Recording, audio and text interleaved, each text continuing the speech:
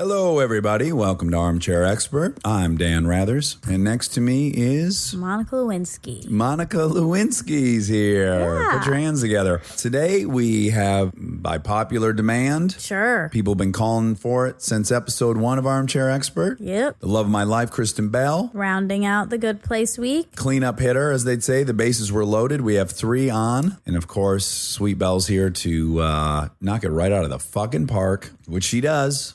Again. Yes, ma'am. You know her from the instructional video at the Liberty Bell, where they tell you the history of the Liberty Bell. You also know her from her work in Pootie Tang. Sure. And probably most impressively, the Sears catalog that circulated the Metro Detroit area in the mid-'80s. Kristen Bell. We get support from Quince. Have you been wearing the Quince linen shirts? Yeah, I've been wearing them a suspicious amount. Yeah, European linen ones, they're $34, which is genuinely insane for how nice they are. It doesn't even make sense. Well, here's the deal. They work directly with the factories, cut out all the middlemen, so you're paying for the actual quality and not some brand's marketing budget. Everything's 50 to 80% less than comparable stuff. I love it because it's all very classic and traditional, and I know I'm going to be able to keep it for a very long time, and the quality's off the charts. That's true. The style is very consistent. Whatever you get there, you walk down the street, you're going to look good. They have these lightweight cotton sweaters, which I love for when it cools down at night. It's nice drape around your shoulders in the summer and then throw it on when it gets a little cool. And it's not just clothes. They do home stuff, ding, ding, ding, travel stuff, everyday essentials. It's all the same model, quality without the markup. Make your summer wardrobe easier. Go to quince.com/Dax for free shipping on your order and 365-day returns. Now available in Canada too. That's QUINCE.com/Dax for free shipping and 365-day returns. Quince.com/Dax. This episode is supported by Helix. All right, let's talk about something we both really care deeply about: sleep. It's the most important thing. I've had my Helix mattress for years now, and I genuinely think it's one of the best investments you can make for your home. Mine still feels just like it did when I first got it. Well, that's the thing. It's not one of those mattresses that caves in after 6 months. These things are built to last. And, you know, I'm a side sleeper. I ordered a side sleeper, and I get hot, so I have cooling. And I can't tell you how much more comfortable it is to be in there, not sweating and tossing and turning. Cooling is really important. I've read that you're supposed to sleep a little bit cold. So I also have cooling. And they have over 20 models, so it's not a one-size-fits-all situation. You just go take their quiz, and they match you to what actually works for your body. Plus, they've got cooling upgrades, which heading into summer, non-negotiable. Truly. Go to helixsleep.com/armchair for 20% off. That's helixsleep.com/armchair for 20% off. Make sure you enter our show name after checkout so they know we sent you. helixsleep.com/armchair. He's an armchair expert. He's an armchair expert. You gonna put your headphones on, love bug? Yeah, but I mean, how close you? Aye. Oh my god! No, I know. I'm chewing. So Yeah, people like the It's sound okay. of chewing. well, not you. They can't hear anything over Only if they've- your yodeling. Listen, unless they have misophonia / misothomia. Misophonia. Misophonia, which Ryan Hansen has. Yep. So, Ryan, you're not going to be able to listen to this one. Sorry, bro. Read the transcript because Kristen is Chowing down on some Migas tacos right now. Yummy. I love that we've fallen into a pattern already, which was the first time you were on. First of all, thanks for being the first repeat customer. Sure. The reason I thought I might be a fun song to sing is it would launch us right into one of the many times that we've been moving throughout planet Earth and I've embarrassed you. Oh yeah. Well, we don't have enough time. We only have an hour. But do you remember specifically when that was really got your gourd? Yes, I know exactly what you're talking about, and I just want to point out now you can feel very safe. I wiped the sauce off my hands from the Migas tacos. Okay. I'm putting my earphones on. Do you want to give a shout out to where those Migas tacos, were they delicious? Square One. Oh my God, they're heavenly. Yeah, Square One Fountain and somewhere around between Sunset and Edgemont. And there's also one at Griffith Park and Hyperion. Oh, there is? Right, sort of catty corner from the Trader Joe's where the big drama was 2 months ago. Remember, there was a person killed there was a big shootout there. There was. For some reason, when you said the big drama, I was expecting something frivolous. Monica, did that trigger for you? No, I or knew you went exactly straight to what she Well, if there's one thing Monica knows, it's when I'm making a joke. That's right. Yeah. I And know. when I'm not. I know her jokes. Which that's Not actually very a joke because lately my jokes have been falling flat because Monica doesn't recognize her jokes and I feel like I should quit comedy. Well, you were in a, Because you're too good of an actress. You always leave that part out because that's the complimentary part, but that's the truth. What's been happening is I've been you've delivering been in a batting slump. things that I thought were really funny, but my problem was I didn't have the improv training you guys did, and I'm delivering them way too sincere. There's no sarcasm at all. It's just Right. is delivered as truth. Yeah. No wink. There's not even the tiniest wink. But Which I is think pretty awesome. fully commit. It's amazing. But then they fall flat. But you came back hard the other night. I'm trying to remember what we... Houston's. It was at Houston's. We were out for a celebratory double birthday dinner for Jess and myself. And yeah, what was it that, hun, you brought the house down? Oh God only knows if I remember. You didn't put it in your great joke journal when you got home? didn't. Oh, I mean, this was supposed to be a good place episode, but I think much more appropriate to have it a Miga's Taco episode. All right, that's fine. It's Miga's Taco Week on Armchair Expert. Now back to You and I, when we were first dating, we went over to Italy to do a couple weeks of shooting on a terrific film entitled When in Rome. When in Rome. Yeah, we made the mistake of living together and got too close too quick, but it worked out. It worked out. And But one of since you brought the question, if I am recollecting correctly, was one of the many ways in which you've embarrassed me. And peaking one of those times was when we were in Italy. You have a bit of an impulse control issue, especially with songs that you want to sing at inopportune it's like a Tourette's times. kind of Correct. auditory Tourette's, yeah. And we would get in very small confined spaces like elevators in Italy, and you With would Italians. presumably, and you would start singing at the top of your lungs. Well, A racial song. well, hold on though. He'd say, "That's so spicy Well, meatball." hold on. I was not doing that. No. I will absolutely I'll own what the parts that are true. And by the way, it's not that we would get in the elevator. I'd see some Italians and think, "Ooh, time to sing that song." I was just most of the day, those songs were caught in my head because I was in. But see, I disagree. Now I have two toddlers and I see something happening in their brains that I see happen in your brain all the time. And it is noticing the most inappropriate time to take advantage of something. But because it came into your brain, you're like, oh, I'm shoulder to shoulder with some Italians. And then in the elevator, we press 40 from the first floor, and then you just start. Hold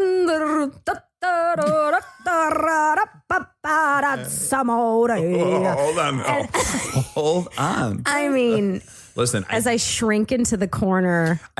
Listen, the reason I don't think that's an accurate assessment of the situation was that you'll also admit that it was in my head all day long, 24/7 while we were in Italy. But All those oddly, great when we songs. were strolling down the street together without any Italians near who could be offended, I don't remember it coming to the surface. Okay, well, listen, let's earmark this to circle back to. I disagree, but the more important thing I want to get to is that when you were upset by it, I pointed out how much I would enjoy being in an elevator here in Los Angeles. And 5 Germans get on, tourists. I can tell by their shoes and stuff and their satchels they carry. Belts and- Yeah, you're getting all these visual cues. Oh, these guys are in from Hamburg. And then they start like in their thing. Let me see if I could get what it would sound like. Hit me with the national If anthem. they were like, oh, say, can you see? Yeah. Yes. By the dawn's early light. Yeah. I would be thrilled. Here's what I would think. Look at these cute Germans. They're here in America and they are drinking the Kool-Aid. They're singing our song. They're so happy. I would take it as such a positive thing. And you guys think it is somehow mean. No, I would take that positively too. But you aren't singing the Italian national anthem. You were singing Yes, when the moon hits your eye like a big pizza pie is the national anthem. You were of singing Italy. a caricatured version of an Italian. Okay. If they were singing... Oh, I got it. I know our character-y song. It's over here, over there, da, da, da, da, da, da, da, da, da. The Jeremys are coming, da, ba, da, bum, bum, bum. Over there. You know that song? It's a big World War II war film song. The Jerrys are coming. By the way, Jerry's not a nice word to call Germans, but we did do it during World War II. You know that song, The Jerrys are coming. I don't know. I don't know. Over I've here. never heard it. Over there. But I think if name a song that you think I'd be offended if the Germans were singing. That's the problem. I I don't know don't- that we have that. Yeah. But see, this is. Do you know? Do you know why we don't have it? Because we are the culture that makes up fun the of offensive songs. Well, first and I foremost, They don't have poking fun at American songs because they don't spend their time writing them. The first global empire was Pax Romanica. That's not the right word, but the very first hegemonic world dominating society was Rome. So no, they had a big, long empire. So again, I'm not going to feel that they're disenfranchised. I'm not saying they're disenfranchised. I'm saying they don't spend their time making caricatures out of Americans, when in America, we do spend time making caricatures out of a lot of different countries. Oh, totally disagree. I think all humans make caricatures out of all outgroups. But you guys, you carry on this guilt. Like we are so much worse than everybody else. I mean, we have some. Well, hold on. Well, no, you just said that we're the only country that's making caricatures out of every other country, and that's just horseshit. Well, so name a country that has made like A well-known. yeah. Turn on any 80s German, French, English, Bombay TV station and any of their comedy programs, and you're going to see them doing caricatures of other outgroups. That's Are just you the nature. theorizing this, or have you turned on recently and or in the past I have German traveled in television the shows? Yes, I've traveled in the 80s throughout Europe and watched local TV and saw, these French people are clearly doing a blank group. So rather than getting angry at Monica and I, why don't you recognize that we've had a different experience than you, Monica? I think I can speak confidently for you that you didn't travel to Germany throughout the 80s, did you? Did not. And I did not either. So we didn't watch as much German Mad TV as you did. But so why would calm you- down and understand Okay. that we had a different experience. Okay, but why would your assumption be that we're the only people that characterize other people? Because we are currently the hegemonic group. We are the ones that tend to be the bullies. And when the bully pokes fun, it's very different than when someone that is marginalized pokes fun. We also, you can't name one. Sorry, I know you did a song, but we don't know it. You can't name one stereotypical song, and you can make any little stereotypical song for any other country that everyone would recognize as a stereotypical song of that country. Yeah, I just think what I think is interesting is that you guys don't think the other countries have that song. So yes, so when we have these, we have these auditory cues that have existed in cartoons from the beginning of Disney, which is you go to any Asian set anything and you hear doo doo doo doo doo doo doo doo. That's the cue to know, we're in Asia. Yep. And then there's one for France or Russia, whatever. We have all these musical cues.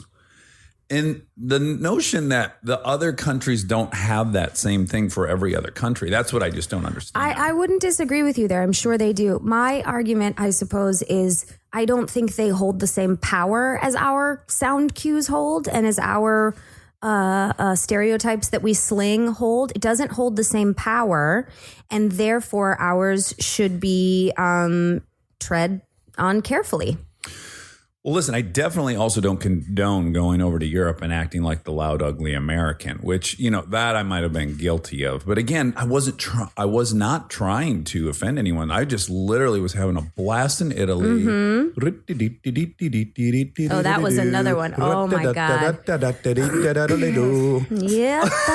So close to people's ears in the elevator. And my head would sink and I would want to melt into the floor. If you had to give like a top 5 most embarrassing things I've done around you, I know we've discussed your memory's not the best, but are there any that just pop out right away? That's up there. I mean, the TSA line, I guess I've talked about. Oh my God. That's for sure. Your short temper in places that just simply are like a way of life where I just don't see anyone else having a short temper, or the reason for a short temper. And that's definitely the summit is TSA. Like you go in there like you're in Braveheart, ready for battle. And I'm like, oh my God. And on the way there, I genuinely try to compensate and say, the TSA agents, they probably have little kids and they got up this morning because they have a government job that's not very fun. And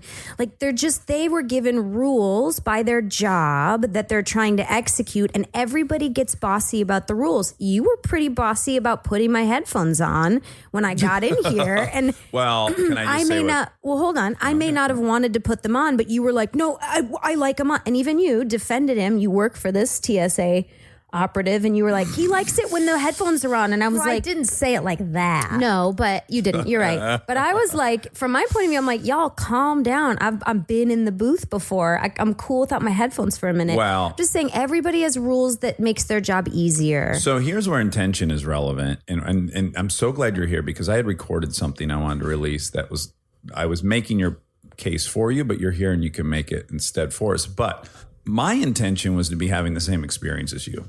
Mm-hmm. That's all. I wanted to have the exact same experience as you. So I thought if you had headphones on and I had headphones on, we'd be more closely having the same experience. So that was my intent. Did it occur to you that to look at my point of view, which is that I had a drippy taco in my hand, and that if your desire was to have the same experience, maybe you could take off your headphones while I had my headphones off, and then put them on at the taco? No, but put them on at the same time that I was able to wipe my hands and get my headphones off. Like if that was really your intention, I think it would have occurred to you to go, oh, I'll take my headphones off and hear the same sounds in the room as she does, and then we'll put them on at the same time. Yeah, that's true. I could have definitely chose that. But minimally, we could understand that my intention was altruistic. I don't know the TSA employee who was asking me to hold up my pants, yet put my hands over my head at the same time. I was having a very hard time understanding what their altruistic motive was to help me in that situation. I'm curious what you would have done in that. So just really to bring everyone up to speed, I went through one of those things where it circles around you and you got to put your hands over your head, but you've taken your belt off to put it through the machine. And she said, put your hands over your head. I did that. My pants, they fell down just below my hips. It's not like I had pubes exposed or shaft or anything like that. And she said, pull up your pants. And so I pulled up my pants. She said, put your hands over your head. After we cycled through that 3 times and it became abundantly clear, there was no way I could put my hands above my head and also have my pants being held up. I said, I'm not going to play this game anymore. How long, this could go on indefinitely. There's a Laurel and Hardy sketch. How would you have handled that situation?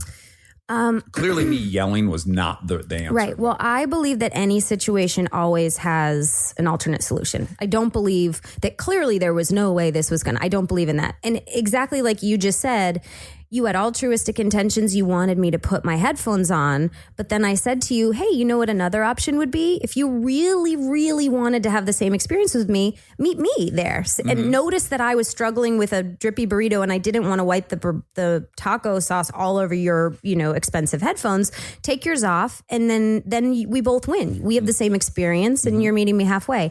I think there's always an alternate way to look at it that person I would be able to quickly assess, because this is my skill set, that this person was simply following rules. There's probably a sexualization rule, which is don't let their straps fall down, or don't let them, whip it out at TSA. But also you need to be in the position that the person behind the camera needs to check for metals in their body. And so I would, if I went pants up, heads up, please pull your pants up, hands up. If I was in that position, I would look at them, make direct eye contact, acknowledging that we're both human beings in this position, and say, I'm so sorry, I'm having trouble holding my pants up and my hands at the same time. What would you recommend I do? And put it back in their hand, because the bottom line is at TSA, they are supposed to be the boss. When their training happens, they're supposed to be in charge. That's how they keep us safe. So it's just like with our kids. We can't ever let their kids think that they're the boss. So if you put it back on her plate, she is obligated to help you find a solution. And if she doesn't, then she's not doing her job, and you can report her. But the other option I would see is, I've had very loose waistlines in the past because I was pregnant and then not pregnant, and I have pants that are all different sizes. If you bend your knees a little bit, squat a little bit, your pants stay up. But I don't think you were in the mindset to want to find a solution. Now, is anyone at the TSA just fucking with people because they are disgruntled in their job and they enjoy the authority and they like to be able to tell people what to do, and they have a sadistic bent? Are any of them that way? Maybe. And I don't know which one's which, and I guarantee you don't know either. And that's why I'm not willing, just like our justice system, to put someone innocent in jail. But also, that person is going to be way less likely to fuck with the nice person than the arrogant person. Yeah. That's an easy target those for people, them. those, by the way, you keep saying you don't want to play their game. You are taking every card they're dealing with you. The arrogant person who's trying to fuck with people at TSA is waiting for someone like you. They're not waiting for someone like me. I would argue there's even another layer, which is you, by your own admission, which made me so happy you acknowledged it.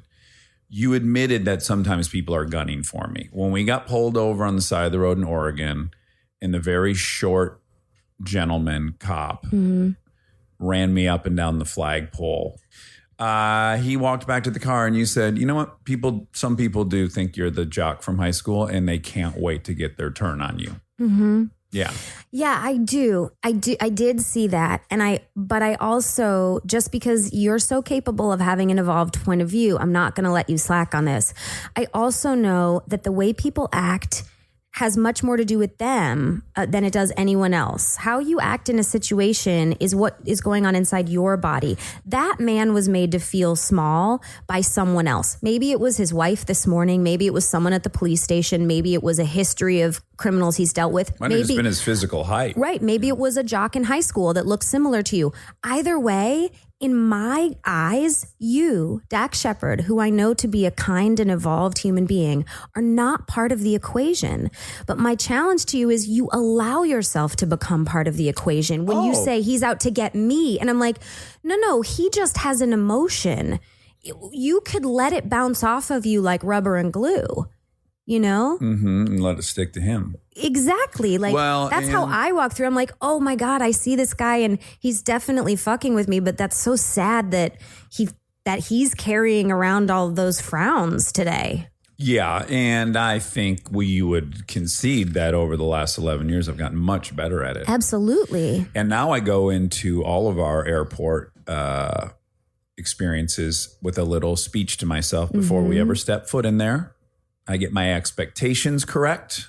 And then I'm not shocked or in awe of anything that I find offensive or disagreeable. Yeah. And I can roll with it. I go, oh, right, this is exactly as I expected. Cool. Yeah, I'll stand there and do this thing that makes no sense. You don't like to be told what to do. Well. You really don't like to be told what to do. You don't like even anyone to suggest it. And I know that's 70% of it. Yeah. But 30% of it is I don't like carrying a couch through a doorway sideways. A lot of people are fine being a part of a couch carrying exercise where they just approach the door sideways and they just slam into it to seat. I find that very, very discomforting. But I think that's insulting to like Monica and I don't like being a part of a bad plan either. It's less painful for you. You don't know that. Yeah. You don't know that. We handle I do. we handle negotiating, getting to a better plan differently than you do. It's interesting because you are aware and vocal often about your own limitations. You have an auditory thing. So if you hear some light music while a conversation's happening, your brain short circuits. I'll explode, yeah. And you explain that to me, and I accept that. And you tell me that's way more painful to me than it is to you. And I acknowledge that and accept it because I can see the reaction to it. It's very clear. So when I say, no, I have a much different reaction than you, you say you don't know that. That's your answer. Well, that's a good point. That's a good point. So yes, it is much more difficult for you. Let me acknowledge that then. Yes, I don't have the creepy crawly feelings like I need to peel my skin off. You don't have in your mind, this thing isn't representing 18 years of stepdads. You know, like it has more weight. I'm coming at it with a bunch of biochemical stuff. You have your own unique biochemical stuff. Touche. You're right. Okay. You're right. I'm pointing out because I know you can take the challenge because I've seen how much A, you've evolved over the last 11 years, and B, how much you've taught me to evolve. You know, and in 1,000 different ways is that let me just lump Monica and I in because we're not in the.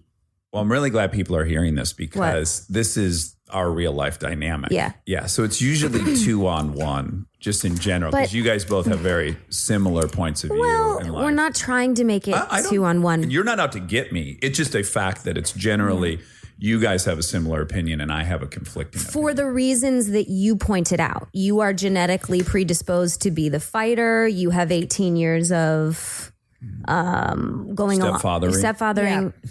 I think I personally, because I won't speak for Monica, if I see a bad plan and I can fast forward 5 minutes into this plan and see, you know what? Sarah, who I'm helping move the couch, really just wants to see if it'll fit. And I know it's not going to fit. And I'm going to let Sarah figure that out. And then in 5 minutes, I'll let her move the couch. I think that's it's great. Only 5 minutes of my day. I aspire to that. Do not do that, by the way. I'm not like that. I'm not like you either. I would just say, hey, I've done this before and I think you should do it like this. And if they don't, then I just stop helping. You won't carry it, right? Yeah, I'm not going to make me nuts, but I'm not going to be like, you wouldn't ever just keep doing this thing that I know. But let's say it's me and I'm carrying a couch and you say, Kristen, I got this couch in here. And I go, please, I really think it'll fit. You wouldn't under any circumstance go, okay, I'll lift it up. I'll show you how it won't fit. Maybe it's my mommy instincts of saying when my kids say that they can do something and I know it's not going to happen, I go, you know what? Let me see. Here's the round peg. And go to the square hole. See if it will fit. I'll wait while you learn. Well, you're right. I probably would just be like, all right, but I would be so annoyed at you. What? And I would not be like, you guys. Well, you know what Monica weirdly is on the spectrum. Monica is in many respects directly between you and I. I just don't understand. I just don't understand being annoyed while someone else learns. If I see geometry, which I borderline failed, differently than you, and my brain actually, I'm not like dying to waste our time while we move the couch, but if I genuinely think it's going to fit, why wouldn't either of you want to say, okay, let me pick it up. I'm going to show you so that you have a better teaching technique and have more information going forward. Well, yes, but I would say if you know that you have a limitation, that you almost failed geometry and that someone else is there who did it yesterday, who has more knowledge than you, why would you ever... There's a little bit of arrogance in that. It is. Why would you ever be because like, otherwise I'll never learn more about shapes. If I don't ever get to try it, I'll never learn. Because it's just like I posted this the other day on Instagram. If you fold it for me, cut it for me, color it for me, and draw it for me, all I learn is that you do it better than me. And that's the thing about kids. Like you have to let people try their own things. It doesn't bother me that adults learn things. It doesn't bother me. Now, Monica, what would you have done at the TSA if your slacks were falling down and your mons pubis was being exposed and then they were telling you to put your hands above your head? What would you do? I would, again, it would have been in the middle. I would have been very annoyed at that situation too. Mm-hmm. But I would never have screamed at someone. Sure. I just would have said, I don't think I can do both. Mm-hmm. And I would not have done the step that you said, which is a very good step that I I would like to implement myself, which is like putting it in their hands and saying, what would you like me to do? I would not say that. I would just say, I can't do both. I'm sorry. Yeah. And then I would just stand there. Yeah. Stay tuned for more Armchair Expert, if you dare.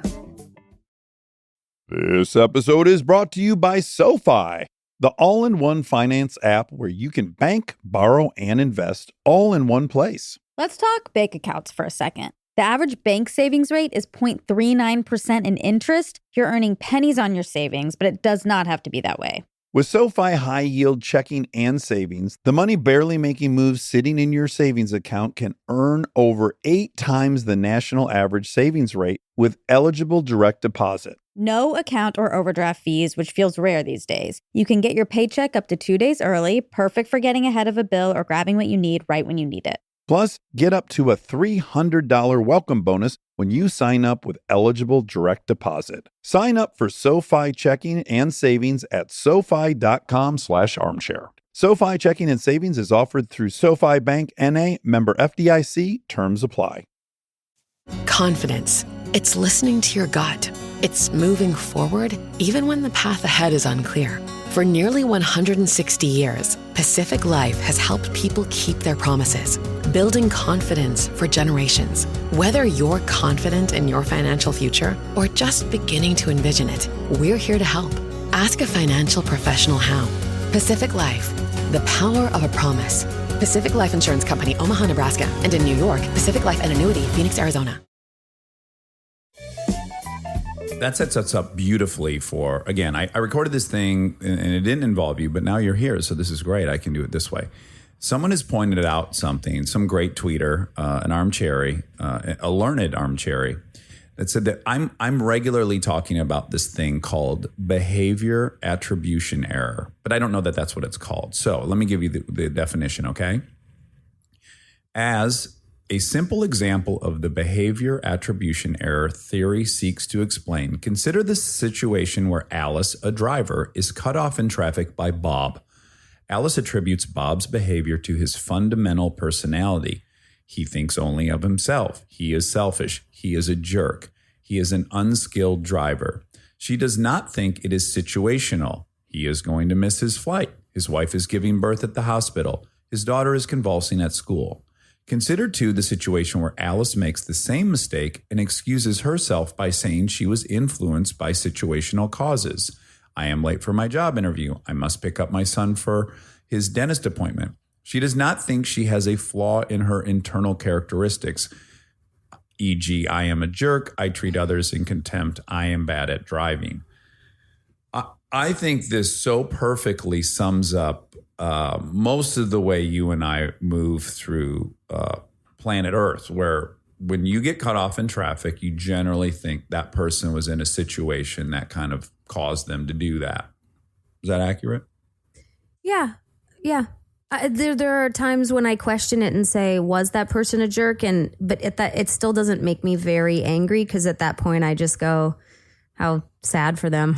Well, here's the crazy breakthrough I had. I didn't think that behavioral error thing even got deep enough. So here's what I then thought of later. I said, oh my God, yeah, that's Kristen and I. You give people the benefit of the doubt. You assume that they needed to do that thing. I immediately go to, that person's an entitled asshole who doesn't want to wait. And it has now occurred to me, the reason I can so quickly ascribe an intention to that person is because I myself have that intention very often. I am an entitled asshole who hates to wait.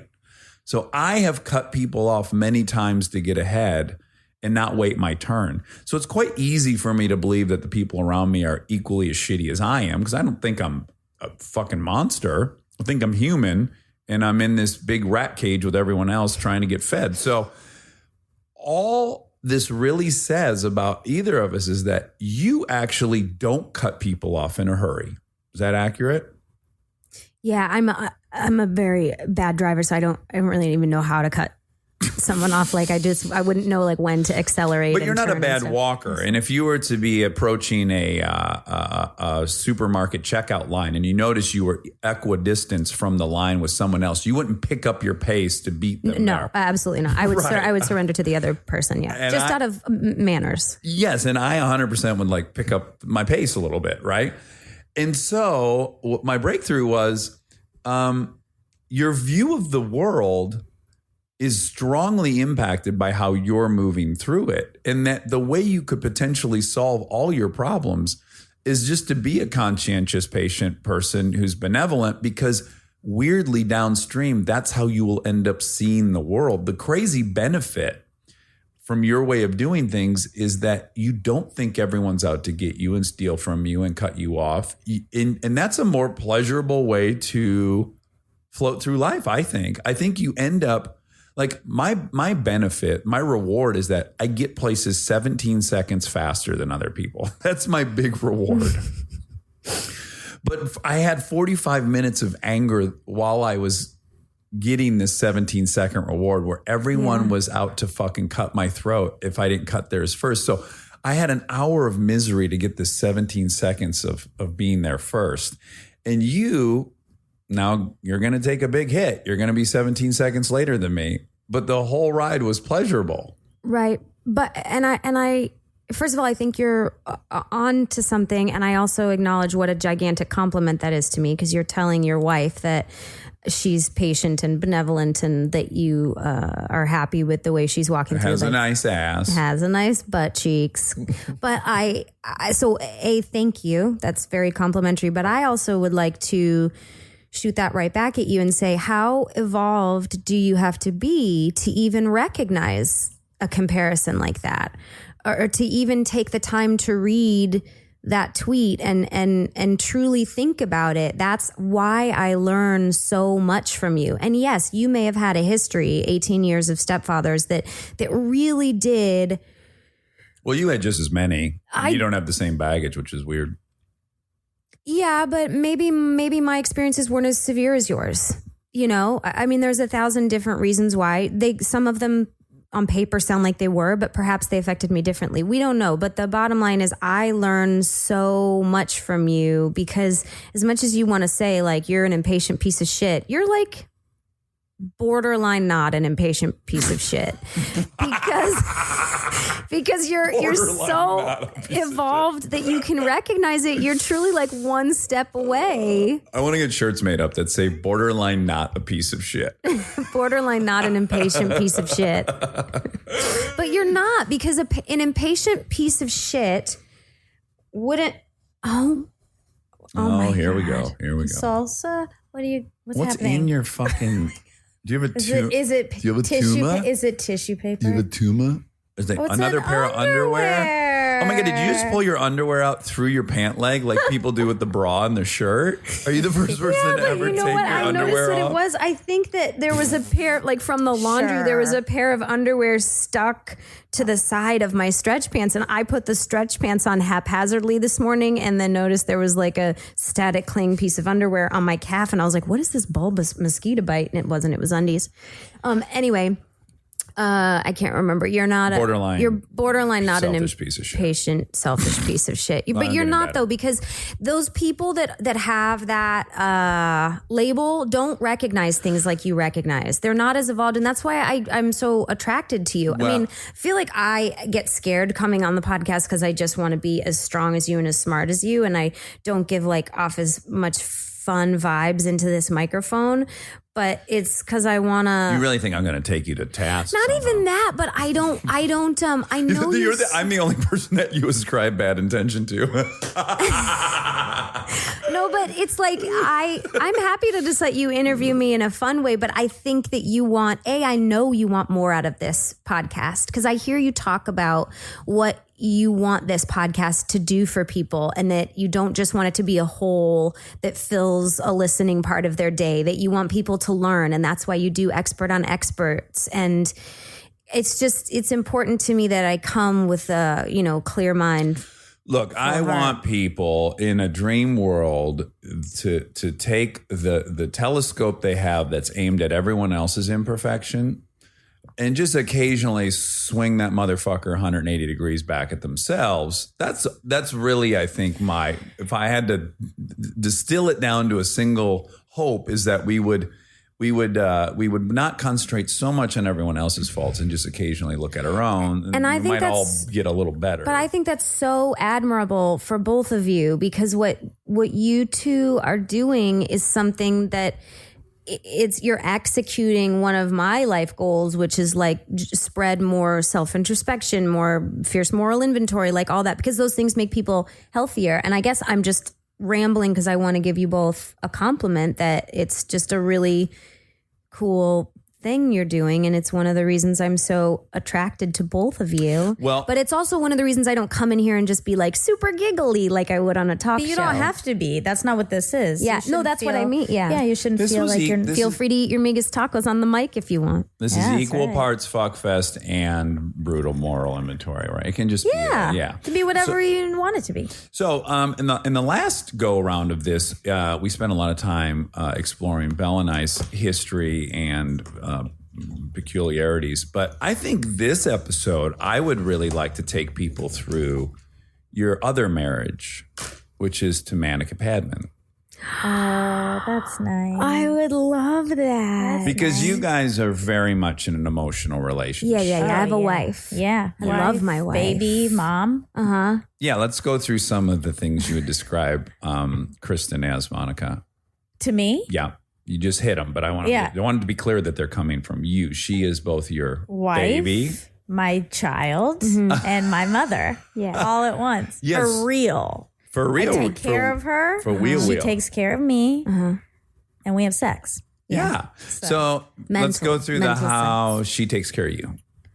Oh boy, I can think of some. I know. I mean, there's too many. She's very thoughtful to you. She thinks about her baby all the time. Yeah, she does. I love Even my baby.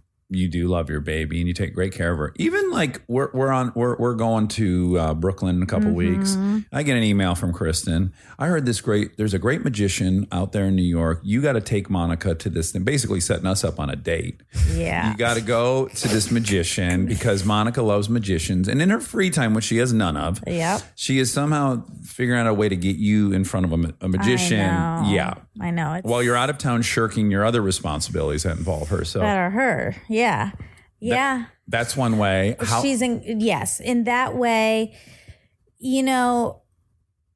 I do think because that's a good example, the most generous person alive. and I even think. even more important, thoughtful. Because people with money can just dump it places. It doesn't mean they put any energy. not generosity of money. Right. Time and thought. Yeah, generosity of spirit, and it is often. I mean, I think you're that for everyone, but for me, maybe a little extra because I'm your baby. But you do that for My favorite you baby. Do that for everyone. I feel a little bit like I'm having an out of body experience right now. Because it's Deja like vu? I'm watching the best television program ever made, where the television program's talking about me and all my good features and characteristics. Well, yeah, her bone and- structure for one, And it's like I don't know what to do. no, My heart's just racing listen. a little bit. I'll run you through the mud before this is over. Don't Oh, worry. yeah, I've no doubt. We'll come no back doubt. out the other And that's why I side. love you.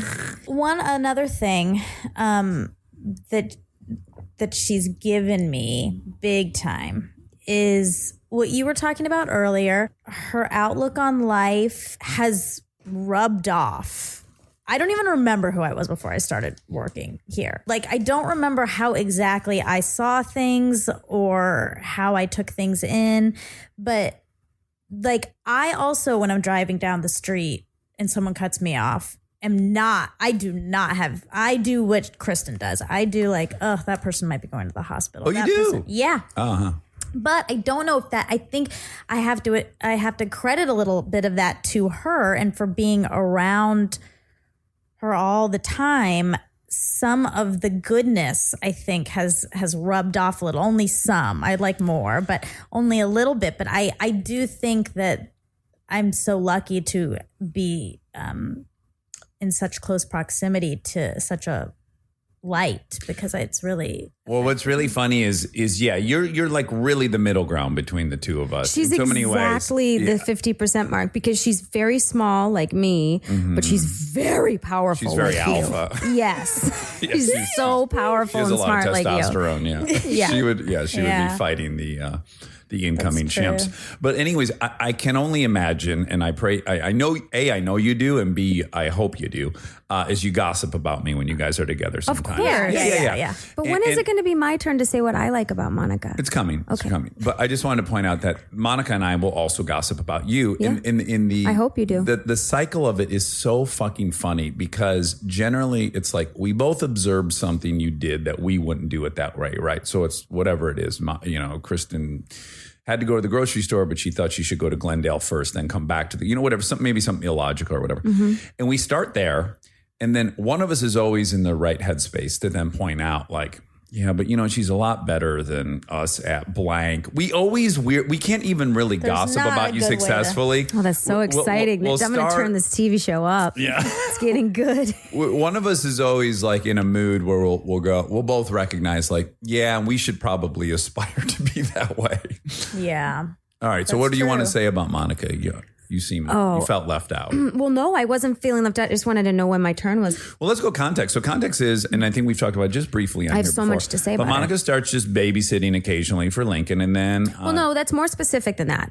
Monica was a part of our friendship group of like, your friendship group when it gets to like 15 or 20. And there's 5 or 7 in that group that you're not like best friends with. You don't have lunch with every day. They're sort of slightly more peripheral. Acquaintance. Yeah. you're only seeing them at that mutual friend's house. Yeah, you're only seeing them at game nights, but you still know them. And we were needing a sitter for Lincoln, and I was pregnant, and we knew we might have to have someone else in the inner circle when Delta came. And you specifically said to me, I have a very, very positive feeling about Monica. And I was like, oh yeah, well, Monica's great. And you said, I just gravitate towards Monica. And you said all these positive things without even knowing her. Cause I didn't know like the inner workings of Monica. And then I reached out to you and you were like, yeah, I am. I did House of Lies. That's Oh yeah. Well, that was even before, right? That was before. But I said on that, I babysit sometimes if you ever need a babysitter. Okay, good. That helps my memory because I was trying to figure out when I thought it was appropriate to go from knowing you were like a comedy actress to asking you to babysit. Because sometimes that feels like That could be Sure. triggering. Yeah, but so Monica got cast as a person in the office, like my assistant or something, my secretary on House of Lies, and she did an episode, and it was exciting because we were there together. And then she mentioned I also babysit. Simultaneously, you said I've got a really good feeling about Monica.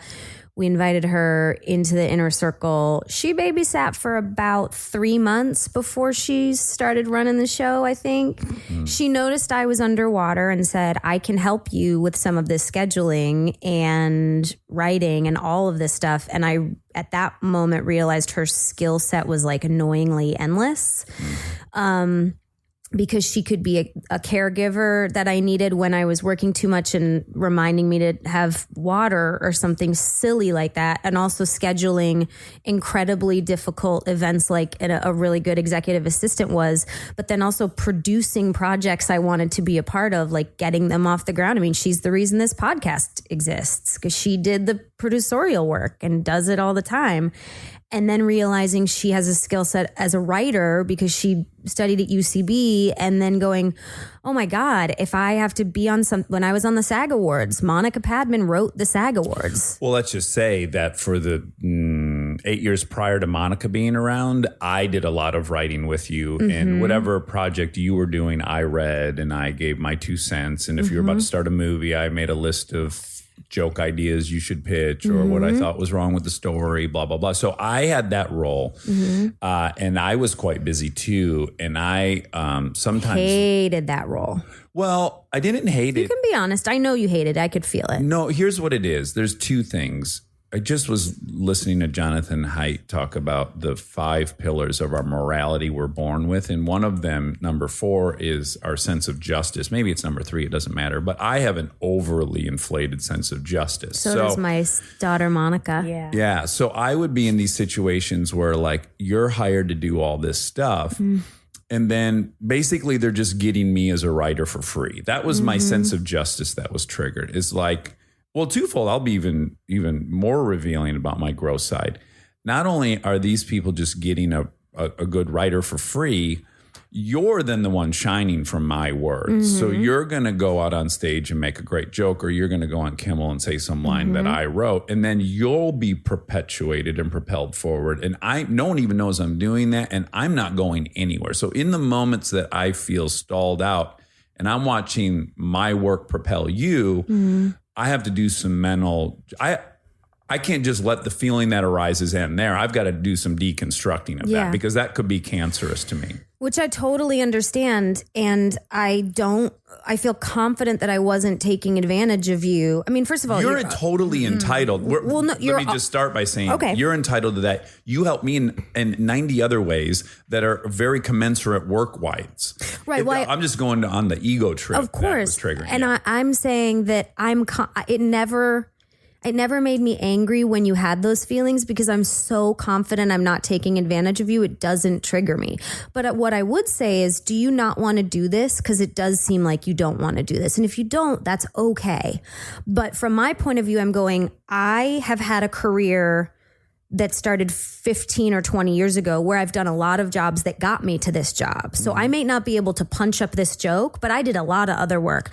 I also can deliver things in a very shiny way, and I know how to do that, and I've honed that, and that's why I get hired for a lot of things. Yeah. And a lot of people cannot do that. So I do have a skill set, but I'm very open about my skill set definitely not being like joke punch ups, which you two are so good at. So from my point of view, I'm going, I have this and the ability to make more for our family, more jobs, more money, more opportunities, whatever. Let's all be a team. But I can definitely acknowledge why that feels shitty, because you're contributing to something that you're not getting credit for.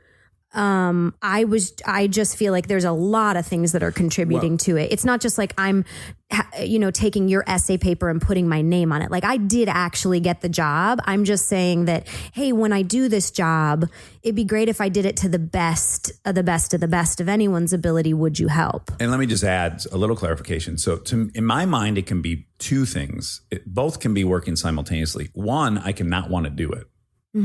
I can never want to do it. And then I can also would never choose, if I could make you look better, to not do it.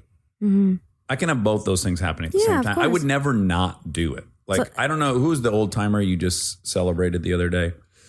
Oh, Dick Van Dyke. Dick Van Dyke. And you had a speech, and then it occurred to me that there was a cool metaphor to be made about when he was born and what was made when the year he was born. And basically, like, the Chrysler building was built the year he was born. And I saw this neat metaphor for when he was born and what think of these things we regard as institutions. That this man was here before those things. I don't know. I felt compelled to sit down and write that thing because I thought it would be a good speech in that. Which you did, and it was incredible, and I was so grateful for it. And it was so well written. You handed it to me like 5 minutes before I emailed. You were driving there, and I was still working. And then it was 10 sentences that I memorized in 5 minutes and went out on stage and spoke, and it was brilliant. And as we've gotten more that I've accepted that there isn't a division between you and I. Like, I think definitely having kids helps with that, which is like, this is this unified thing, this household we have. And Monica's involved in this unified Yeah, by the way, I do want to acknowledge I was in the middle of my compliments of Monica. We got very sidetracked. Oh, we're going to come back. Okay. I'm good at circling back. I can juggle a few balls. Because she's my mom. Okay, yeah. So, and my wife. As more and more of it has broken down, when you try to figure out like what part of either of us are in our shared success, it's almost impossible to figure out. Like, there've been these really specific moments in your professional life that are spikes. The sloth video being one of them. Like, I think that was a moment where a lot of people got to see real Kristen who cries over silly things like this and couldn't be cuter, and it was infectious. And so that's your thing. But then at the same time, I had gotten you the sloth. So without me, there's no video of you doing that. And then things that I've had, they don't exist without you. So Can you think of an example of one of those? Yes, I can. Well, hold on. I'm really on the spot. I was thinking. I know, because I wanted to challenge you. You don't have to. It's okay. I was just. Well, first of all, what have I even aggravating. had that people like me over? It's more a failure of movies, like even Hit and Run. Oh yeah, Hit and Run. Hit You and wrote Run. for me, so yeah, But and it was a brilliant movie. I can't do that without you. They're not going to hire me to represent Samsung. They will hire me attached to you, and then I can write those things, and then then the thing I do well can shine through. But I don't get to do that without you. So it's what I'm saying is more and more over the 11 years, I've stopped thinking about like your money, my money, your career, my career. To me, it's gotten very clear that it's just all a big mesh now. Yeah. For better or worse. So anyways. For better. Yes, much for better. I don't even know why I said for worse. But I used to do a lot of that writing. And as you got busier and busier and busier, you've definitely gotten busier and busier and busier since we met 11 years ago. The philanthropy work you've done is probably times 10 now. You have 3 different TV shows. You produce a lot of stuff. That just went up, up, up. I was at max capacity. Cue Monica Padman. We're back. So Monica, when she came into our life, she is unassuming, and that it's a giant fucking trick because of her size. To look at her and go, oh, she takes up this much space in the room. But what you don't notice about her is that she is looking at every crevice and every hole and every alcove in the room and seeing how she could better it. And she does it without you even knowing. So she said, oh, by the way, I babysit. And I thought, oh, cool. She might have some time. I trust her. Let's have her babysit.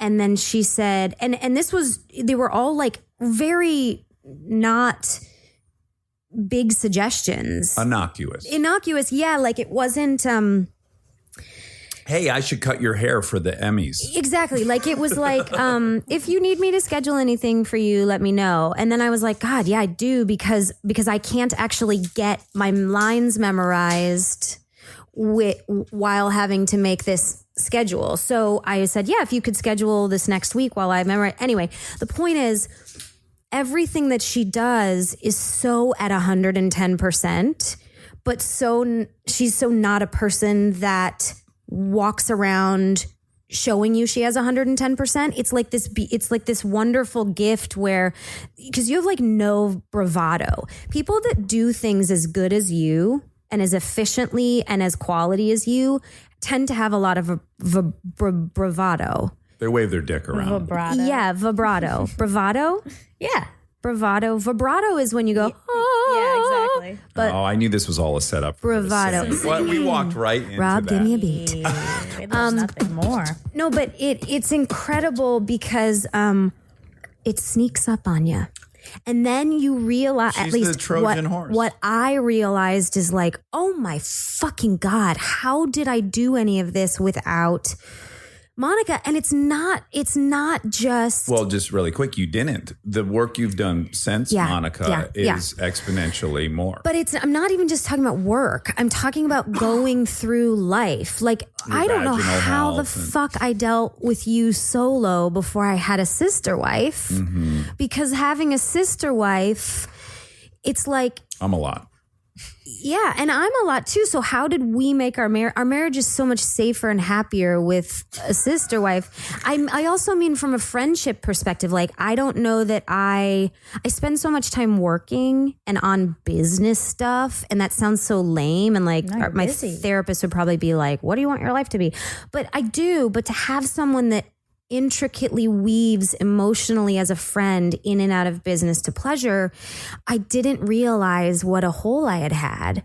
I didn't realize how empty I was. But now that it's Monica and we can like go to a work job together where she's like, writing and producing Momsplaining or the SAG Awards or any of these other projects, and then also come home and like talk shit about it or watch Castle Rock or watch whatever. It's just, I didn't realize how much more fulfilled I was until you came into my life. Can I offer a theory? Yeah. Can I just say a couple more things I like about her? Well, First of all, she has the hair of a mermaid. Oh, thank you. Okay. Second of all, she has really good taste In clothes. And Share a internal closet. decor. Oh yeah, her apartment. I'm so jealous because Yeah. it Looks better than our house. It really She does. has 100th the budget. Yeah. And also, she is so steadfast. Yeah. But again, she doesn't scream. Well, you know she's what's- so steadfast and strong and qualified. It's an incredibly comfortable thing to be around, and it makes me feel so safe. And I always call her my external hard drive. And this is to say nothing about how like fun and funny you are and how I just want to hang out with you on a Saturday anyway. Well, all your social time is taken up with Monica as well. Oh, I 100%. Yeah, you're number one hang. If I have social time, it's Monica and I doing something together with another Yeah. friend. It's the best. Stay tuned for more Armchair Expert, if you dare.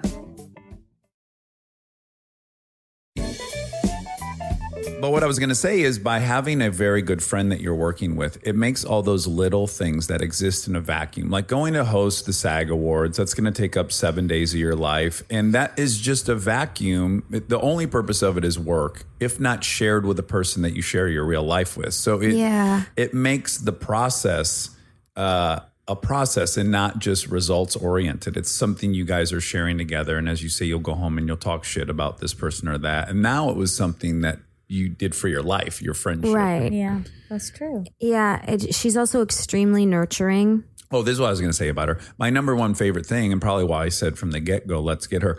The thing that I find least attractive in people is people who have a victim identity. Oh, yeah. And she doesn't get off on letting you know how put out she is by something. It's just shit just happens, and it was probably difficult as fuck, but she doesn't seem to get off on like how put out she is. Mm-hmm. Which is awesome. We're all fucking put out. She also, one of the best things she's ever said to me is, I was feeling extra sensitive and I said, like, I think when I asked you about that, like, hey, could you do this? Or because we ask each other a lot, we're business partners, like, can you do something or vice versa? And I'd said, can you do something? And she responded on Marco Polo with like, yeah. And then I said, I feel like sometimes you're annoyed with me and like I'm, you just feel like put out. And she goes, yeah, sometimes I do. And when you ask me about things, if I'm annoyed, it might just come across like I'm annoyed, but I'll get over it. I It'll be might fine. just be annoyed. And that's okay. It's okay if Literally I'm annoyed. no excuse for it. And I couldn't get into like the, we both have feelings moment that I wanted because she goes, yeah, well, I was probably annoyed. And it stopped me in my tracks. Yeah, she just owned that she was annoyed. Oh my God, yeah. Like, yeah, that's part of being alive. Yeah. And she also didn't apologize for it because she knows you don't have to apologize if you get annoyed. Right. Well, it's come with a lot of highs, the relationship, because it is a very intimate one, y'all's. But then it's also been tricky at times to work through. Mm-hmm. Okay, you started as acquaintances, then you became best friends. Then you guys are in a very intimate relationship where your guys' emotions are commingling and linked to one another's. And then yet you have a professional relationship where there is a dynamic that's unavoidable, which one person is the boss and one person is not the boss. Mm-hmm. And that's dicey, right? But I do my best. I'm looking at Monica. Oh, is that Monica dicey? So you can say that though. You do your best. You do a fantastic job of not making it feel like you are the boss. And you are the boss, but you never use that tool ever. Well, I don't find it's not a tool in my toolbox because there's a very large part of me that knows that I'm not the real boss. But when I introduce you, I introduce you as my partner. Yeah. I introduce her sometimes as my writing partner, which gives me a real ego boost. But then within 5 seconds, I've blurted out. And what I mean by that is that Monica writes and I know say the you words. never let it fully. I know. I always want to be like, this is my writing partner. It's what I mean is like she writes and I just say the words. Well, this is an interesting story. Well, I guess years ago, and I sort of must have been when I first started doing real stuff for you. You, Dax, went on a talk show. You went on a radio show or something. And you told a story and it involved me like very just quickly because you were talking to me. And you said, I was talking to our babysitter and blah, blah, blah, blah. And you told a story. Yeah. I think probably trying to get our babysitter to do drugs. I think that's what it was. Yeah. Yeah. Still a thing. Yeah. Was a thing back then. Still Right a from the thing. get-go. Yeah. And you said that, and then I heard it. I listened and I heard it, and I told you that it bothered me. Yeah. That you referred to me as the babysitter.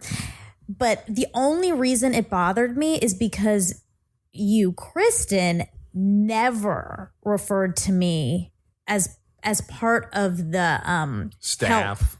help. Yeah. You always said our friend Monica, my friend Monica, my external hard drive, my this, and you never even when I'm doing assistant stuff for you, you so rarely say the word assistant. Every now and then you have to, so it happens, but it's not your go-to ever. So when you did it, it rang so much louder. If you had been doing it, like I wouldn't have even thought twice about it.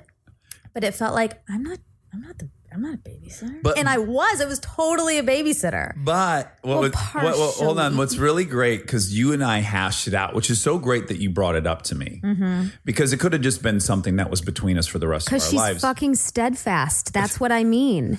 And what we figured out, and which is so good to remember, is that I was sorry that I said something that made you feel that way. Yeah. But then I owned my own. What was really going on with me had nothing to do with you. What entered my head was nanny. Yeah. And then my own personal ego was, I don't want people to think we have nannies. Like we're rich people who have nannies. And it was preservation of my own image that made me choose babysitter, because that sounds like something you just have occasionally. That everyone has. Yeah. Yes, all Americans have babysitters. Yeah. Rich people have nannies. And it was all about me. And it really it was not an assessment of you. It was my own ego. And I just thought, boy, it'd be great if I could remember that when someone says something that hurts my feelings, they might just be preserving themselves, and it's really not a comment on me. Yeah. And I could have just said, really I'm trying to get sensitive. my friend to do mushrooms. Yeah. But I did think it's funnier that I'm trying to get the babysitter to do But mushrooms. I also, from having been in the position of being conscious of Monica's feelings and how to identify her, and also been in the position of being an actor representing themselves on a public platform, you are allowing the audience to see things through your lens, and it is a little bit more specific to say how Monica relates to you as instead of just a friend. But can I also say one thing, because this podcast is all about staying woke? We don't, in the mom community, under any circumstance, think nannies are bad. We have decided not to shame any mom. We don't shame working moms about having nannies, and we don't shame non-working moms about having nannies. And yes, nannies require a little bit more of a budget, but whether or not you have a babysitter or a nanny, we don't separate them anymore. And as the goodness community of moms, and in an attempt to stay woke, we don't think nanny is a bad word, and we never fault anyone for saying they need help with their children. I have two immediate Yeah, reactions. One is the cynic in me goes, oh, that sounds like something rich people decided, who have nannies and have their own shame about having nannies. So they decided to de-shame nannies because they have them. No, it's about moms, a community of moms. Well, okay. And then the second part of me is the anthropologist that knows that we have the entire time we've lived on planet Earth, we've had nannies. Women get in estrus at the same time. That's why you sync up your cycles so that everyone can have the babies at the same time. So there can be this group of women all helping raise the kids. So nannies are from the get. Yeah. They're from the jump. You know what it is? It's whether you send your kid to daycare, you send your kid to preschool, you have a babysitter, you have grandma come, or you have a nanny. That's a great point. Whether You're or not not- just leaving them in a you box. need- Whether or not you work or you do not work, there is not one acceptable way to raise your children. It takes a village. So whether or not you have a person that comes over because you can have that luxury, maybe your kid has special needs that he can't have the luxury of going to a daycare with other children, and you have to have a nanny come over, that is an acceptable form of raising your children. Going to a preschool or a daycare because it's like the cost might be cut a little bit, and even if they're there long hours, that is an acceptable form of the village that you need to raise your children. We do not, in the mom and mom-splaining community, fault anyone for having help with their children, whether it's babysitter, nanny, or daycare. What if you have a person that's in the basement in a good sized cage, like 8 feet by 12 feet, and you let them out in the morning Like- to help with the children, and then at the end of the night, you push them back in That's the cage? unacceptable. That's not some cool? Castle Rock shit. Okay. All right, good. I'm glad we clarified. Yeah. Wait. Going. Oh yeah. Oh, it still would have bothered me if you had said nanny. That was also my own shit too. I didn't want to be considered any of those things because I have a hang up, and I probably felt like I'm not just someone's baby. I'm not just a babysitter. I'm not just a nanny. I'm important here. Right. Well, you actually, two things. Number one, the nannies and the babysitters are important. The most important. Right. They're actually they're Carly, who would, our sister, who would be considered, if anyone is like a nanny, is also does a variety of other things and is definitely the most important part of the family. But you were contributing we joke to about other what areas. would fall apart, and in my estimation, what really falls apart is Carly doesn't show up. Because then everyone has to stop doing what they're doing on the writing, acting front. Yeah, right. Totally.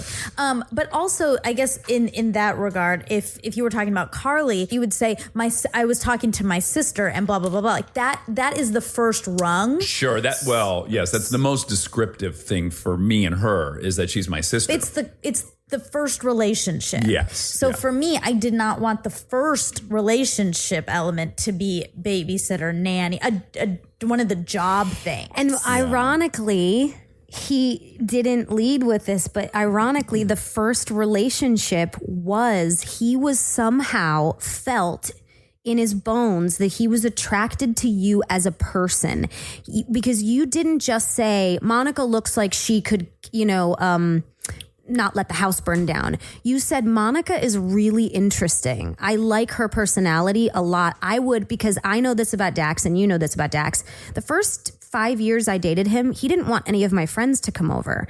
And I was like, what?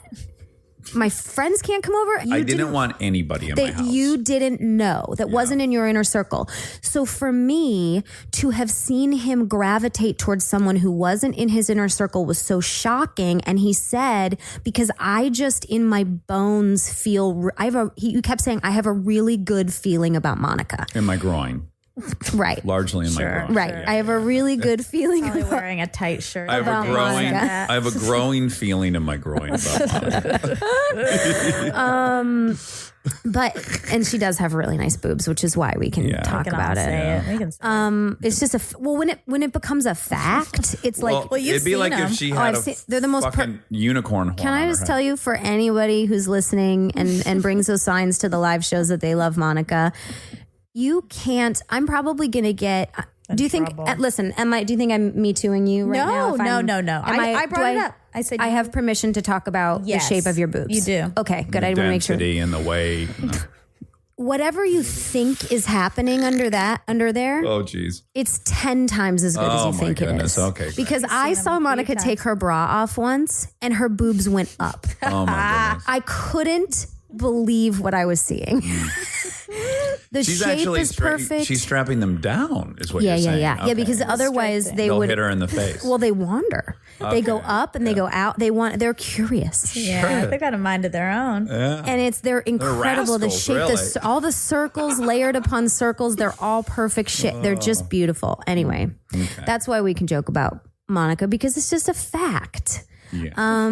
It's like joking about our kids are short. They're short. Yeah, how good in bed I am. Yeah, You can exactly. totally joke about Exactly. it. Yeah. But I was always kind of taken aback because I've never heard him say that about anyone. He had, which I'm usually the emotional being that has a good feeling about someone, but he does have very good character assessment right off the bat. And he said, I have a really good feeling about Monica. So what's ironic is that he didn't just say she looks like a trustworthy babysitter. He said in so many words, she looks like she's an intellectual that we can hang with and be stimulated by. She looks like someone that we can trust. She looks like someone that we want to have around. So it is weird that you put her in the position of babysitter, because that's not even actually how it started. But because we do like to get real here, very tricky thing to navigate as someone does become more and more vital to everything. Now she is the co-host of this podcast and the producer. And the editor. And the editor.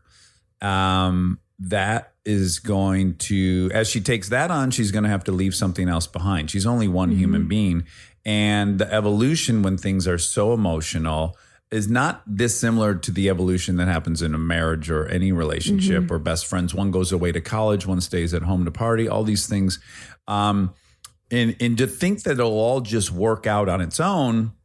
Yeah, not really. Well, it just happened. Yeah, it just happened, right? It just happened last month because I was definitely feeling like I was second tier to this podcast. And part of me went, yeah, but you kind of are, because that is a very professional gig that is taking off like a 747. Like you guys, do you guys acknowledge that you started this podcast this year and how many people are listening to it? And I was feeling like it wasn't like you were not doing things for me. It wasn't like things were falling through the cracks. Let me be very clear, because that's, again, not how Monica works. But I was... The business stuff was getting taken care of, Yes. but maybe the personal stuff was starting to suffer. I don't even know that. Maybe a little bit, but it was the very, very small stuff. And it was, I'm an emotional being that acknowledges when someone else is at high capacity or at max capacity. And I was sensing that I couldn't ask you for as much. And I don't like to overextend. So I knew, oh, don't ask her right now. She's in the middle of editing that episode. And I know she has a deadline, because if this doesn't happen today, then that recording doesn't happen tomorrow. Like I'm in on most of it. So it was partially that I felt like I couldn't have as much of her as I wanted. And by the way, some of that was also social. I couldn't have as much social time with you as I wanted. Because I depend on you to like download funny things during the day or like talk about things that happen. And then there was also an aspect of, I know a lot of what goes on here and try to, help wherever I can. But there's also a lot that I don't know. And because I was working this summer and you guys were like hitting a peak, you were like at your Black Diamond skiing hill this summer of this podcast, I was coming home and you guys were having like 1,000 inside jokes I didn't know about. You guys were talking about like incredibly interesting experts you had on that were some of my favorites too, but I didn't know what you were referencing. And I would come home like tired after work and feel excluded and feel left out, even though that was not at all your intention. And I knew it wasn't your intention, but I was definitely feeling left out and figuring out how not to play a victim, but how to say to you guys, I'm feeling really sensitive, like I'm left out. Well, and what happened quite physically is that for 2 years, you guys had business together. For 2 years, Monica and I had no business together. She's never done anything in my business world. And now, yes, now we had the same thing that you guys had, where you guys would be on a shoot for 6 days and you'd have all these jokes about some weird AD who did something weird. And I had no idea what was going on. And that kind of flipped. And I wasn't prepared for like my empty nest for Monica. Like I wasn't, she had been such a huge, huge part of my being for 4 or 5 years. And then I felt her growing in this direction of actually getting the things that not only did she want, but I knew she was qualified for, like not being an executive assistant or being an assistant or just someone's writer, but writing for herself or producing this podcast or, producing these live shows. And I guess I just wasn't ready. It was like my little girl went to college and my mom got a job all at the same time. Yeah. And your wife was having an affair. And my wife was having an affair. Literally, it was. My baby went to college, my mom got a job, and my wife was having an affair. And it was just a lot for me. Yeah. It was a lot for me. So last month, I definitely had I had to have a sit down with both of you about my feelings about it and saying, I want your podcast to be so good and I want you guys to have this huge business, but I feel left out. And I also feel like I'm now going to have to hire someone new or work with someone new in addition, because I know you can't handle as much and I know I need a lot. You still need your needs met. I still need, or even the needs of the business met. Yeah. But it was do hard. you think it's gotten better since we talked? Yes, of course. Especially when you said that funny thing about, sometimes I'm going to be annoyed. And I was like, there she is. Well, it's just, that's what is circling back to the beginning of just resetting everyone's expectations of what is going to happen. And even in that, just emotionally, I'm really busy, so I might not be super smiley when you ask me to do something, and that's Which is something I say all the time to Dax. Yeah. I can't be super happy when I come home from a 16-hour day. You're just going to have to let me lay on the pillow and cuddle me while I fall asleep. And you were saying that to me, and I was like, I was understanding, even though I now was also understanding what Dax deals with me when I'm overworked. Yeah, it's hard. I mean, when we had that conversation, we had a dialogue about it, but it took a day. You had to come to Jesus meeting. Yeah, but it took a day because I brought it up. I brought up that I felt that I was at capacity and that we needed to make some changes. And I had this expectation of how that conversation was going to go based on knowing you so well. And then it did not go that way. It went in a perfectly human way, but I was just expecting something different. And you could tell that my feelings were hurt and I needed to process, and it didn't. We had already talked about the fact that we were both too busy, and like maybe within this business of the Bell Shepherds, we needed to hire someone new. Yeah. And you were probably expecting me to go, oh, so we just need to hire someone new to get your needs met. And I think it's funny because at that moment you were expecting me to be the mom, and I wasn't. I was being the daughter. Right. Yeah, we have all these layers. It's so layered. Yeah. So then it did not go great, in my opinion. And then that was a terrible 24 hours. That was a rough day. It was a really rough day for me. You were very sad. Yeah, I was. Because for, again, all the layers. One, my best friend is mad at me. Also, I guess I'm losing my job. No, I wasn't mad. I just needed to process because I wasn't expecting such a, I was expecting such a blunt request. I wasn't wanting to hear it because I was afraid of the change. And there was an emotional thing happening with the feeling left out. There was so much happening. I think you were probably expecting an ask for permission and not a boundary. I mean, that's hard to admit, but I think maybe... Yeah, that but was part of it. Because it wasn't phrased as like, hey, I'd like this. It was phrased as, hey, this is going to happen. Yeah, but I don't think it in my revisionist history, because of the way my feelings were hurt, I want to pretend like Monica phrased it really boldly, and I don't know if I'm being truly honest that she did. Oh. I think she phrased it very respectfully, like someone who was my partner, which she is. She didn't phrase it like an assistant because she has no reason to. And I don't know that I would have reacted for permission any better because either way, it's I get less, Monica. I guess I'm going to wrap all this up to say that we've listed several amazing qualities about Monica, but one of them is that she knows her value. People should know their value. She will bring shit up to us. She will say, I want this, I want that. And sometimes it's met favorably and sometimes there's pushback. And it's funny. It weirdly is a great quality. If people have fear of stating their needs and being honest, it's so worth getting through the difficult hurdle of it. Well, Brene Brown says it's 8 seconds of discomfort when you ask for something that you know you deserve or you give hard news. And that's the thing about Monica. I don't think that anytime she's asked for something or stated a need, she's not known entirely logically and intellectually that she deserves it. Yeah.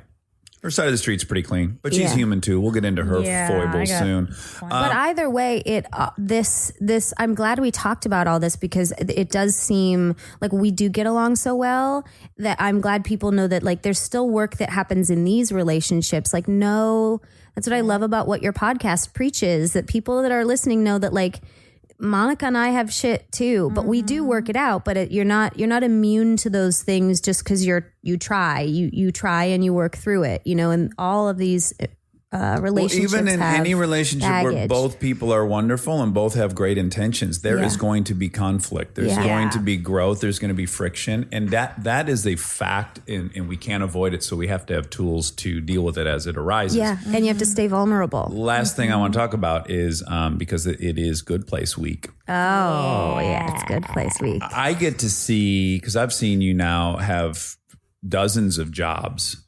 And you generally you're a good egg on set. You get along with people. You have fun in most of your work environments that I've seen. Yeah. But I would say this in particular has given you, I would say that you're on a high of all highs from this great show you're on. Well, I love my dad, Mike Schur. Yeah. He's the best there ever was. The kids on the show are amazing. I say kids just as like the young group of Jamila and Manny and Will and Darcy.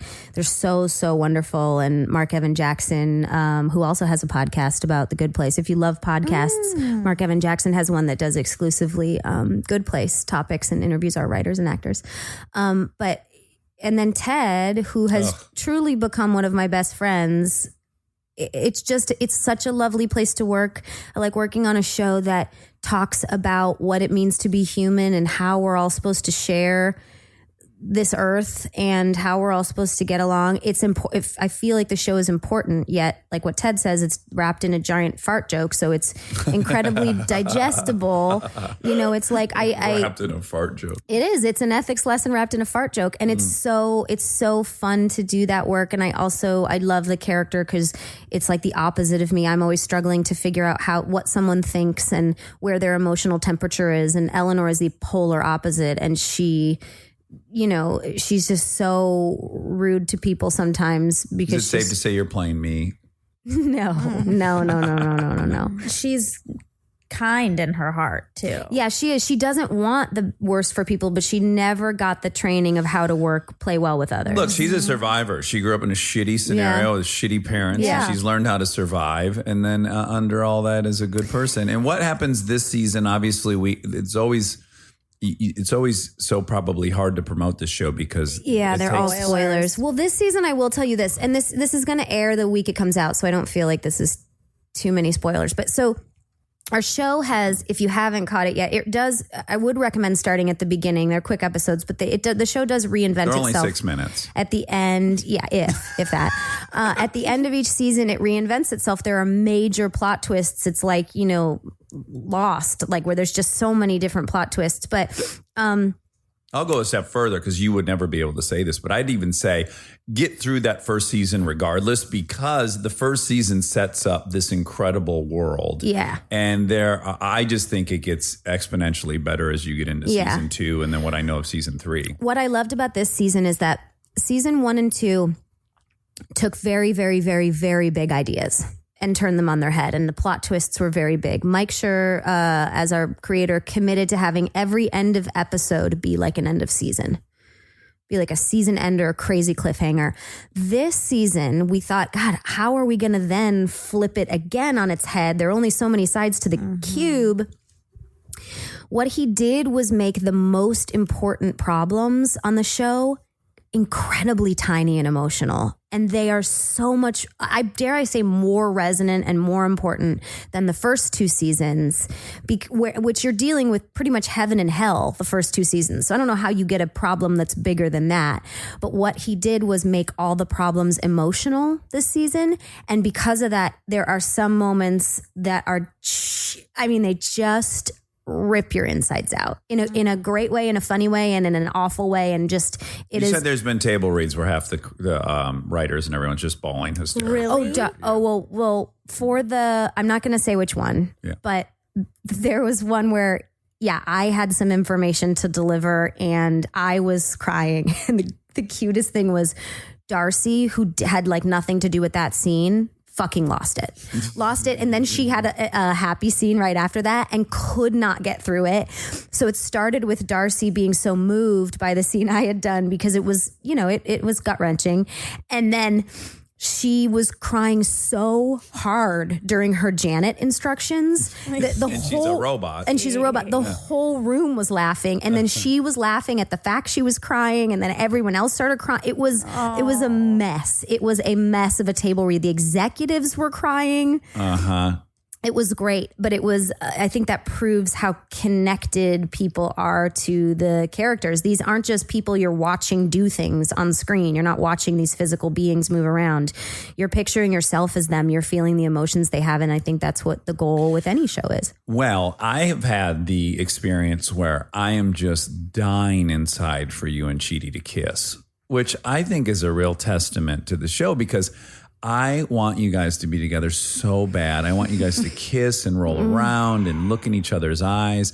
And really quick, it's only once in I think our experience where you've wanted me to kiss somebody really bad on screen. Do you remember this?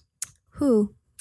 There was a scene in Parenthood where Minka Kelly and I were about to kiss, and it took forever. It was Trillian shot the shit out of it. Yeah. It was like just this agonizing moment where you knew they were going to kiss, and we're watching this, and then you go, "Fucking kiss her already!" like we were watching the show, and you turned to me as if I had some sway over it. It was like, "Fucking kiss her!" But it was expertly done by Trilling and you and Minka because I wanted you guys to share that. Yeah, isn't it funny to that's to me kind of when I know the thing we've done works is that I've separated that is Eleanor and I want Eleanor to be really bad with Chidi.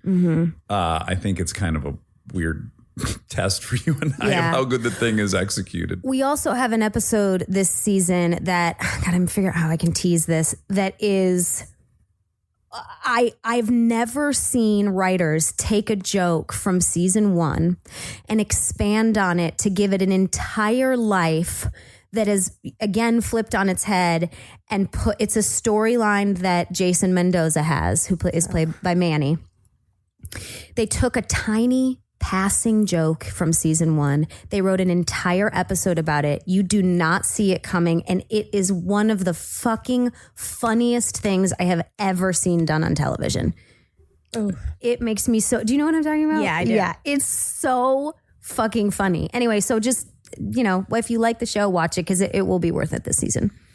Yeah, if you like the show, don't stop watching it. For sure. No. Don't stop watching. Don't stop watching it. It makes zero sense to stop watching something.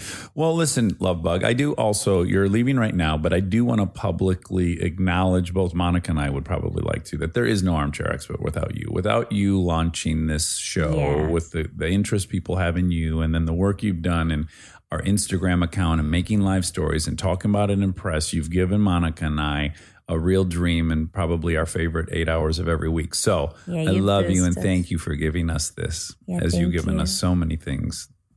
My little babies, stupid car I just got. I love you. Thank you. I'd say something, but I'm having trouble.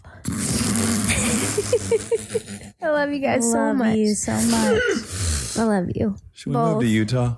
Yeah. I love you both. And Rob, you're a necessary part too. Rob's a piece of fucking shit. No, he's not even borderline. He's piece of sitting shit. over there being handsome. Wobby Wob. That's what our kids call. Have you talked about that? That's what both of our girls call Rob. Wobby Wob. But his shirt, mine says borderline piece of shit. His says 100% piece of shit.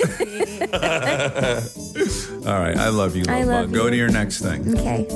And now my favorite part of the show, the fact check with my soulmate, Monica Padman.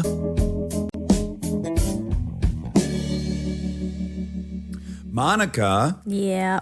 It's fact check time. And this is probably the most amount of facts you've had to check for yourself. And there were almost none. Oh. So look really? at that. Yeah, look at that. I don't know if I trust the fact checker checking the fact checker's checks. Well, how much facts could a woodchuck check if a woodchuck couldn't check facts? Yeah, I did it. You did it. You did a good job. You stayed right out of the fact. Although interesting, Stayed because objective. You wanted more facts. I did. You should have just thrown some out there. Wasn't a fact heavy episode. It was an emotional heavy episode. Yeah, it was girls' time. Don't worry. You were present. Oh, I'm sure I was. Yeah. I'm sure I was too present. You weren't. That seems There's to no be the such trend. thing. On the rare occasion that I listen to this podcast, I almost throw up about 10 minutes in with my own voice. I'm like, enough. The actual sound of the voice or what you're just saying? me. Mm-hmm. It's hard to be around yourself. Yeah. All right, let's begin with misophonia. Oh, great. Misophonia. Yes, misophonia, Which also again, known as the Ryan Hansen disease. He should get that disease named after him, Yes. like Lou Gehrig's. Exactly. And like the Tommy John surgery. yes. Or Thank you. Yeah. We've referred to all of these on previous fact check. Parkinson's disease. Parkinson's disease. What After was Bill Parkinson. No, we don't know who the first name. and what was the on Mila's fact check? We talk about a law about children working, and that's also named after a person. Mm-hmm. I'm blanking. That's right. But I think let this be the first signer and co-signer of the petition to have misophonia permanently called Ryan Hansen's disease. Ryan Hansen's hornia. Or Ryan Hansen syndrome. Sure. That sounds... RHS. RHS. Yeah. Yeah. Well, you know, that guy could never work at Sizzler because he has RHS. It's a really bad case of RHS. There's so much chewing at the workplace. He would die. So misophonia is, it already has an also known as, so we can add RHS into the mix, but it's also known as selective sound sensitivity syndrome. SSSS? Just got diagnosed S to the fourth power? Selective sound sensitivity syndrome. You know, what's funny is even in saying it, you make all kinds of sounds with your mouth that misophonia people would not like. Yeah, it'd be cool to come up with the name of it whereby they would not be able to tell anyone of the disease that they had. That's maybe it. Yeah, because if it was like the name of the disease was, they could never tell anyone. Although I bet they don't mind when it's their own obnoxious chewing. You're right. There's no way it bothers Ryan when he's selfish. eating some beef jerky or chewing a nice slice of Trident. But it starts with the trigger, often an oral sound. The noise someone makes when they eat, breathe, that's unfortunate. Eat, breathe, chew, yawn, or whistle. Sometimes a small repetitive motion is the cause. Fidget, jostling, wiggling of the foot. If you have a mild reaction, you might feel anxious, uncomfortable, the urge to flee, disgust. Okay, and what if you have a more severe moderate to response? severe? Rage, anger, hatred, panic, fear, emotional distress, a desire to kill or stop whatever's making the noise. Okay. Yep. Skin crawling and suicidal thoughts. I wonder if this has ever been anyone's defense in a murder trial. That they had to kill their husband because RHS. It did not make her misophonia. If this had not been included as a genetic marker in her 23andMe thing, I would say this condition was utter bullshit. I know you would, yeah. Yeah, I would go, no, you're just really intolerant. You would dismiss it. Plug your fucking ears. Yeah. Even though, which is interesting because I have a fake disease, alcoholism. No, but you do have a high intolerance for things that you attribute to being biochemical. Like Annoyances. Like putting a chair through a door the wrong way. Like you believe that you have a hypersensitivity to the plan, to not being able to go along with the plan. But I don't think it's biochemical. I think it's my... No, I think it's my nurture. I've said I think I'm alpha by biochemistry, supposed to battle. Yeah, so... Right. So yeah. You did say that in this very specific episode. That's why it's on my brain, because I did this today. Right, but I said no stepdads. I said I have 4 stepdads, and that's why I don't like being a part of a bad plan. I don't think I genetically am predisposed to not like plans. But it's not just not liking plans, but being hyper sensitive in those situations and not being able to, because nobody, like Kristen was saying, nobody likes being a part of a bad plan, but your extra anger in those situations, you attribute to something more than...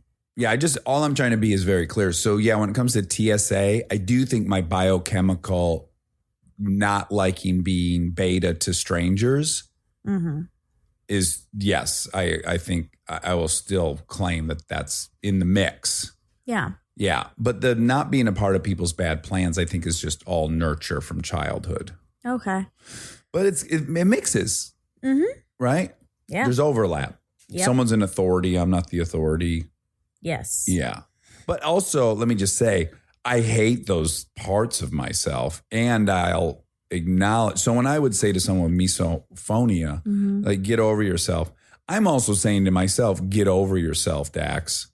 stand on the fucking footprints on the ground in front of the metal detector. Yeah, but I'm holding myself accountable for my shittiness. right. But I'm saying to dismiss it as not real is maybe not fair. Mm-hmm. Well, now we know it's real because of 23andMe. So this is sort of moot, but. You're right. I would be wrong. Okay. And I can't imagine what they go through when they hear someone having a lollipop. Well, we're going to 4 have rows Ryan up on here, and that's going to be the main focus of the conversation. I'm excited to hear what the apex of his experience with this disease is. I think our friend Jess really He exacerbates his condition. sure. Yeah.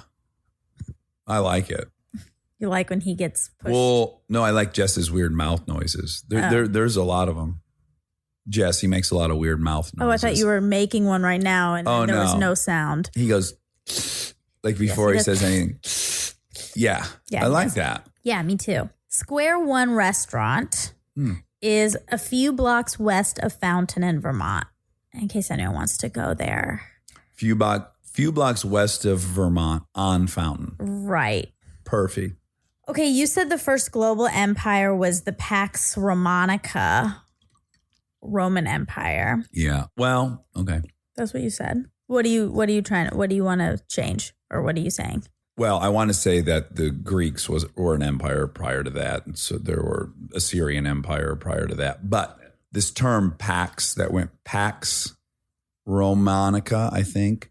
And then it went Pax Britannica. And now it's Pax Americana. That's what I'm specifically saying. That there's been 3 times where they've labeled a dynasty Pax. And that was the first of the 3. Just so I'm clear. Okay, but you said the first global empire. Mm-hmm. You're going to say what, Mongolians? No, Portugal actually was the first global empire. Oh, in global, world because they history. sailed to the New World. Yeah. Oh, the Portuguese established the first global maritime and commercial empire under the leadership of Henry the Navigator in the 15th century. Mm. The radio show that I referenced that you were on, that you called me a babysitter, Oh, yeah. that was Jason Ellis's show. Oh, was. Mm-hmm. Okay. So I don't know if that show is archived, but people could maybe go back and find it. I wonder. It was on XM radio on his normal daily show. Yeah. So it wasn't a podcast. I don't know how easy it would be to find. Right. I don't know how long it sticks around. But Me I mean, neither. I found it a couple days later. Oh, right. So it at least lasted for a couple days. That's good. Good for him. Hung in there for a couple days. Yeah. Okay, so I do want to talk about this for a second. The stereotype conversation that we were having about when you were in Italy and making Oh, yeah. songs and stuff like that. Because we were arguing that Americans are more likely to imbue stereotypes on everyone else and make up those songs and whatever, all of those things. And you were saying, no, everyone does that. And I think you are right. I think every country has stereotypes of other people. But ironically, the American stereotype is one that is loud and arrogant and entitled and thinks they belong everywhere. The ugly American. Right. Yeah. So ironically, I'm what confirming. you were doing was the stereotype. Sure. So that's interesting. Makes me happy because, I love trading in stereotypes. It's such a shorthand. Don't say that. I mean, you can say whatever you want, but I hope that's not true. That I like stereotypes? Yeah. Oh, I like them. Yeah. I think it's fun to go like, men generally make the mistake of trying to solve their wife's problems instead of just listening to their problems. Like that's a stereotype and it's useful.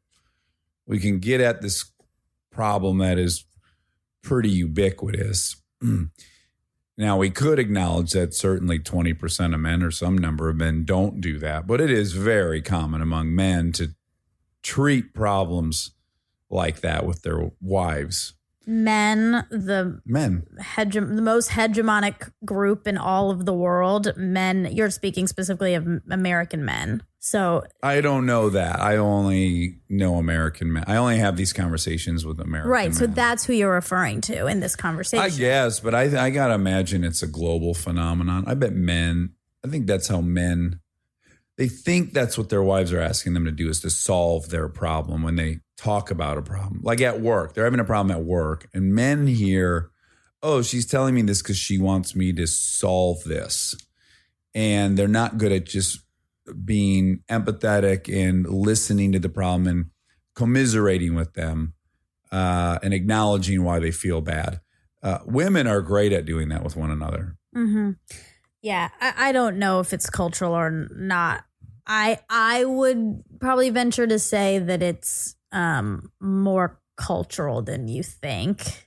But regardless, stereotyping the least marginalized group is not, you're right, not that big of a deal. But when you apply stereotypes to all these people, when the stereotype is being used against them all the time, it's a problem.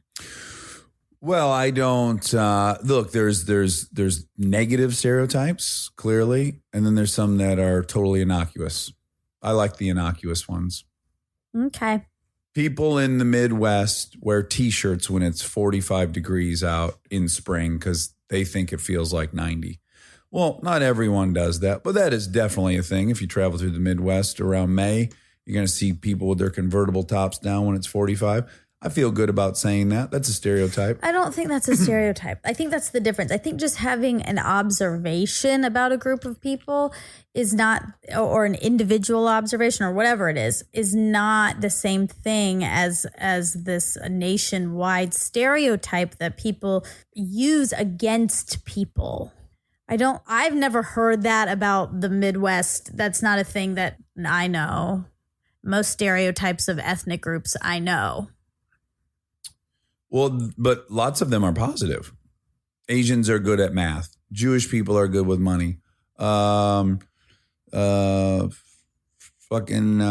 Indians are great with computers. I don't know. There's a million stereotypes that are positive. They're not negative. It's still all made up to put people in a box. Like, I'm not good at computers.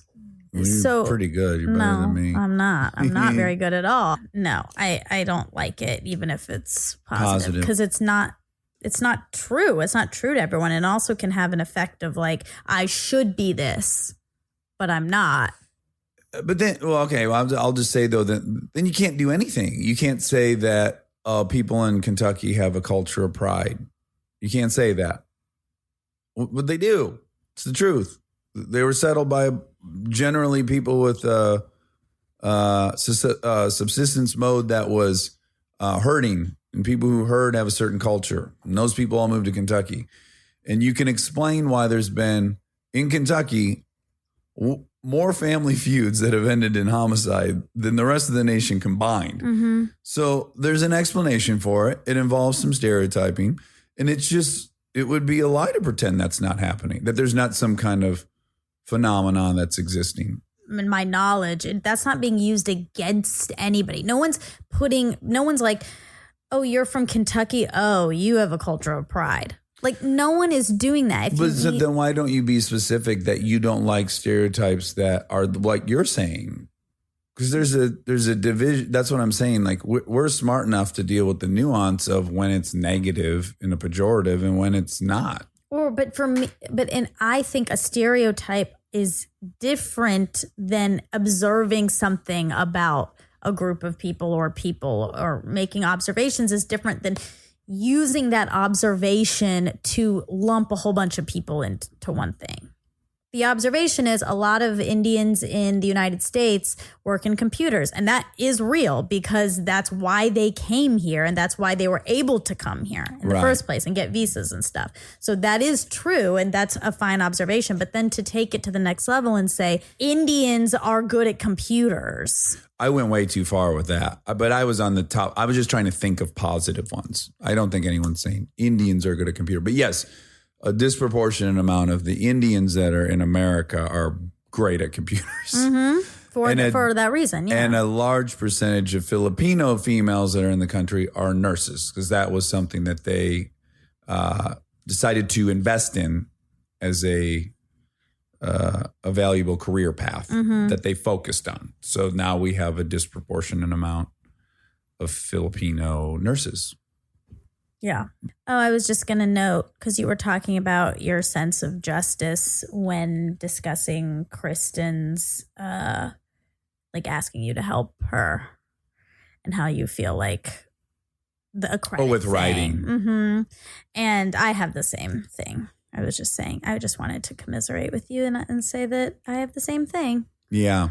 But I work hard at it. Yeah. Yeah. Yeah. Can you drill down specifically on? I mean, I wonder if yours and I's, although the same thing, is also slightly different. I'm sure it is. Mine is about getting credit. Yeah. And specifically not getting credit when it's more that it's not like I need credit in all scenarios. It's that if I'm not getting credit for something I've done, it feels like a big injustice. Yeah. I work on that a lot because I know it's crazy. Mm-hmm. And I know that it's that her way of looking at the world and people you love is better. Yeah. Yeah. And the other thing is, if she was just the type of person that just took favors all the time. Yeah. And just consumed them, I've never met anyone that's more willing to do a favor for somebody. Yeah. Like if you call her about something you want to get to Ryan to be on your thing, like she'll do anything. She'll write a letter. She does it for the show all the time. She'll call people to help us get guests on and stuff. Anything. Her friend wanted, a dog out of her house at 10 o'clock at night. And she's like, yeah, I'll come over. I'll get the dog out of your house. So part of me is like, I do recognize for her, it's all just flowing in and out. Everyone's doing everyone else's favor. It's very much a collective. Yeah. For me, this is not a thing specific to her. For my stuff with her is much less than my stuff with other people because of that. Yeah. But in general, I have that issue. And I think part of it has to do with, like in comedy, your specific point of view is your commodity. It's your currency. It's how you climb up the ladder, how you fall off of it. Mm-hmm. So if you have something and you see that it's working for somebody else, it feels like that was mine and whatever. But it's also silly and it's very possessive and not and also wrong. Yeah. Mine is probably deeper than that too. With her, she's the more likable of the two of us by far. Mm-hmm. Like America likes her more than they like me. So I also think when like she's saying my words that are to you, what you're saying, my point of view, and people love it, I'm like, well, this isn't fair. That's my point of view. Yeah. You love it when it comes out of her mouth and you don't like it when it comes out of mine. Which is not true, though. That's the thing. And that's my thing, too. Yeah, if I want everyone to like me. Yeah, like me too. They like her. Yeah. So it's not going to happen for us. She's so likable. Okay. All right, that's all. I'm teasing. Did that hurt your feelings? No, it's okay. No, did it? No. A little bit? Maybe. Okay. That's okay. That's the truth. She's just uniquely likable. Yeah, it's We just have other truth. skills. Mm-hmm. She owned it in the interview. She's like, I can't write and you guys can. And I do this other thing. I'm sparkly. Yeah. Yeah. That's it. I think if we stay in our lane where it'd be great. I don't think your lane is not likable. I think everyone likes you. I think everyone likes you. Thanks. That's all. All right. Good night. Good night.